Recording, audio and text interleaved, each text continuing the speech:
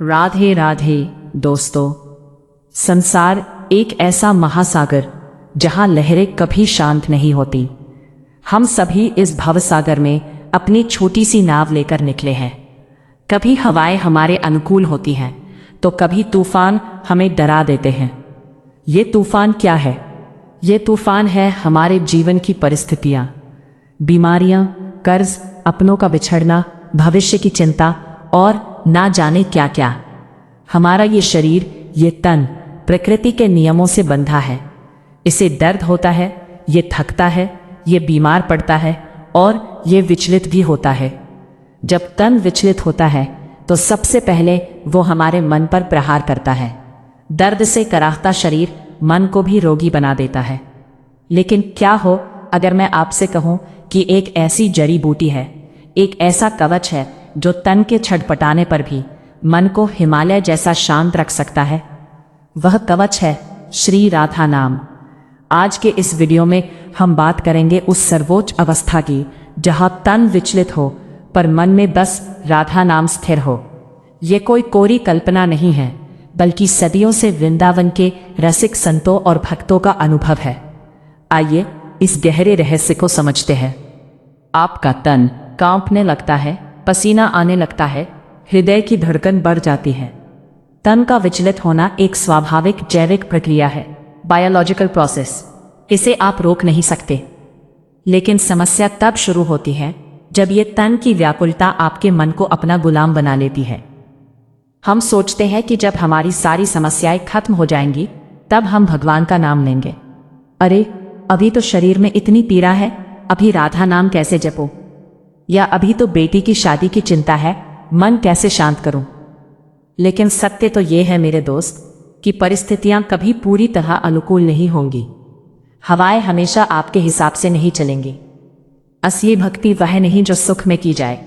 असली भक्ति तो वह है जब तन बुखार से तप रहा हो, दुनिया ताने मार रही हो, जेब में 1 रुपया ना हो, लेकिन भीतर मन के किसी गहरे कोने में एक अखंड ज्योति जल रही हो और उस ज्योति से एक ही स्वर निकल रहा हो, राधा राधा श्री राधा। राधा तत्व का रहस्य। आखिर राधा नाम में क्या है? आपने कभी सोचा है कि बड़े बड़े ज्ञानी, तपस्वी और योगी जिस परब्रह्म श्री कृष्ण को पाने के लिए जंगलों में तपस्या करते हैं, वे अधीन हैं श्री राधा के। राधा शब्द केवल 2 अक्षरों का नहीं है, यह ब्रह्मांड का सबसे शक्तिशाली मंत्र है। रा का अर्थ है जो सभी पापों, तापों और दुखों को हर ले, राती। और धा का अर्थ है जो अपनी दासी या दास को धारण कर ले, उसे मोक्ष और प्रेम प्रदान करे। जब आप राधा कहते हैं तो आप केवल एक नाम नहीं पुकार रहे होते हैं, आप उस परम करुणामयी मां को पुकार रहे होते हैं जिसका स्वभाव ही क्षमा करना और प्रेम देना है। जब शरीर विचलित होता है तो उसे एक सहारे की जरूरत होती है। दुनिया का कोई इंसान, कोई डॉक्टर, कोई संपत्ति आपको वह आंतरिक सहारा नहीं दे सकती जो राधा नाम देता है। जैसे एक छोटा बच्चा जब गिर जाता है, उसके घुटने से खून बहता है, तन विचलित होता है तो वह दर्द से रोता जरूर है, लेकिन जैसे ही उसकी मां उसे अपनी गोद में उठा लेती है, बच्चा रोते रोते भी शांत महसूस करता है, मन स्थिर हो जाता है, उसे पता है कि अब वह सुरक्षित है। ठीक इसी तरह जब दुखों के कारण हमारा तन विचलित होता है और हम मन से राधा पुकारते हैं तो श्री जी, राधा रानी हमारे मन को अपनी गोद में रख लेती है। शरीर का दर्द रहता है लेकिन मन का संताप मिट जाता है। एक कथा, भक्त माधोदास का समर्पण। आइए इस बात को एक बहुत ही सुंदर और सत्य कथा से समझते हैं। ये कहानी है जगन्नाथपुरी के रहने वाले एक भक्त की, जिनका नाम था माधोदास।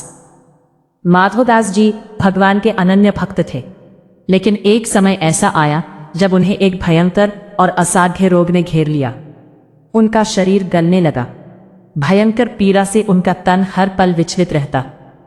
जो सगे संबंधी कल तक उनके साथ बैठते थे, उन्होंने माधोदास जी को उनके हाल पर छोड़ दिया। शरीर से बदबू आती थी, घावों में कीड़े पड़ गए थे, कोई उन्हें पानी पिलाने वाला तक नहीं था। तन की व्याकुलता चरम पर थी। कोई साधारण मनुष्य होता तो भगवान को गालियां देता, रोता और अपने भाग्य को कोसता, लेकिन माधोदास जी के होठ निरंतर हिलते रहते थे। उनके होठों पर एक ही नाम था, राधा माधव। राधे राधे। भक्त की यह निष्ठा देखकर स्वयं भगवान से नहीं रहा गया। वे एक साधारण सेवक का रूप धारण करके आए और उन्होंने महीनों तक माधोदास की सेवा की। उनके घाव साफ किए, उनके मलमूत्र धोए। एक दिन जब माधोदास जी को होश आया और उन्होंने भगवान को पहचान लिया तो वे रो पड़े। उन्होंने पूछा, प्रभु, आप त्रिलोकीनाथ होकर मेरे मलमूत्र साफ कर रहे हैं? आप चाहते तो मेरे इस रोग को एक पल में ठीक कर सकते थे, फिर आपने मुझे इतनी पीड़ा क्यों सहने दी? भगवान ने जो उत्तर दिया वो हमारे आज के विषय का सबसे बड़ा उत्तर है।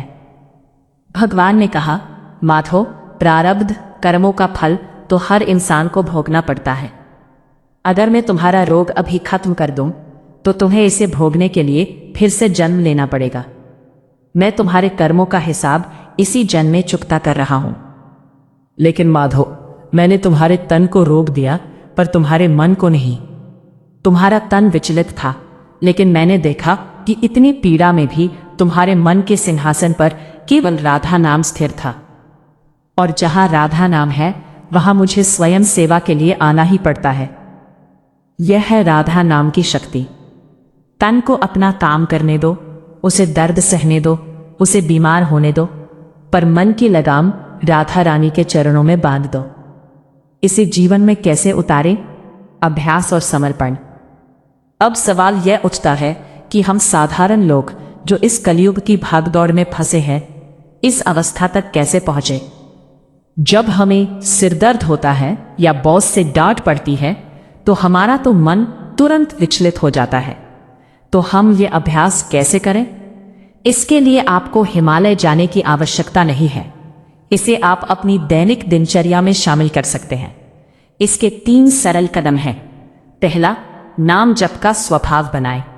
आपको बैठकर घंटों माला जपने की जरूरत नहीं है, हालांकि वो बहुत अच्छा है। आप बस मन ही मन राधा नाम जपने की आदत डालें। गाड़ी चलाते समय रेडियो सुनने की जगह राधे राधे का कीर्तन सुने। रोटी बेलते समय मन में राधा नाम चलने दें।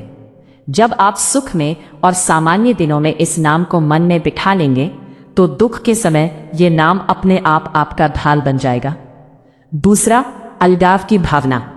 जब भी शरीर में कोई दर्द हो या कोई बाहरी समस्या आए तो अपने आप से कहे, ये दर्द मेरे शरीर को हो रहा है, मुझे नहीं। मैं तो आत्मा हूं और मेरा मन राधा का है। ये विचार आपको आपकी समस्या से एक दूरी बनाने में मदद करेगा, जैसे आप किसी और की समस्या बाहर से देख रहे हो। तीसरा, संपूर्ण समर्पण। जब स्थिति हाथ से निकल जाए, जब लगे कि अब कुछ नहीं हो सकता, तो छटपटाना बंद कर दें। अपनी आंखें बंद करें, गहरी सांस लें और कहे, हे राधा रानी, यह तन, यह स्थिति, यह समस्या सब आपकी है। आप मारे या तारे, मैं आपका ही नाम लूंगा। आप यकीन मानिए, जिस क्षण आप यह सच्चा समर्पण करेंगे, आपके भीतर एक ऐसी शांति का विस्फोट होगा कि बाहर का बड़ा से बड़ा तूफान भी आपको बौना लगने लगेगा। परम शांति का मार्ग। तन विचलित हो पर मन में बस राधा नाम स्थिर हो। यह केवल एक वाक्य नहीं, यह जीवन जीने की सबसे महान कला है। यह हमें सिखाता है कि हम परिस्थितियों के गुलाम नहीं हैं। बाहर भले ही महाभारत का युद्ध चल रहा हो, पर हमारे मन के कुरुक्षेत्र में श्री कृष्ण के सारथी होने का विश्वास होना चाहिए। राधा नाम वो पारसमणि है जिसे यदि आपने अपने मन रूपी लोहे से छुआ दिया तो वह सोना बन जाएगा। फिर चाहे वो लोहा धूप में तपे या बारिश में भीगे, उसकी कीमत कभी कम नहीं होगी। इसलिए आज से, अभी से, जब भी घबराहट हो, जब भी तन विचलित हो, एक गहरी सांस ले और पुकारे उस करुणामयी को। कहें, श्री राधा, श्री राधा, श्री राधा। आप देखेंगे कि आपकी घबराहट कैसे धुएं की तरह उड़ जाती है।